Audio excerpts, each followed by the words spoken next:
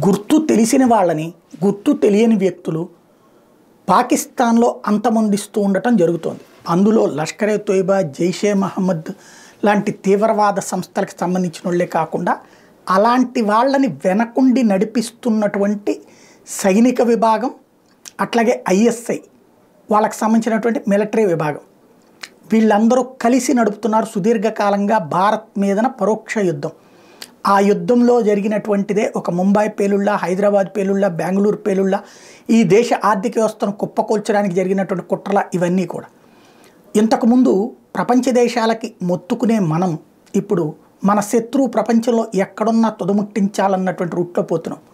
ఒకప్పటి Israel formula, ఒకప్పటి America formula, ఒకప్పటి రష్యా ఫార్ములా ఇప్పుడు భారత్ ప్రపంచమంతా చేసుకొస్తుంది. అందుకనే ఖలిస్తానీ తీవ్రవాదులు అమెరికాలో ఉన్నా లేపేస్తున్నారు, బ్రిటన్లో ఉన్నా లేపేస్తున్నారు, కెనడాలో ఉన్నా లేపేస్తున్నారు. కాకపోతే సహజ మరణాల కిందనే అవుతుంది.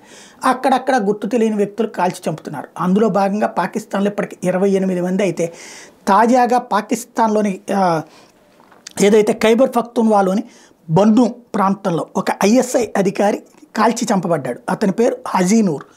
ఇతను భారత వ్యతిరేక కార్యకలాపాల సమన్వయకర్తగా ఉన్నాడన్నటువంటి చర్చ నడుస్తోంది. వీడిని ఎవరేసేశారనేది తెలియదు, గుర్తు తెలియని వ్యక్తులే ఇది చేశారంటున్నారు.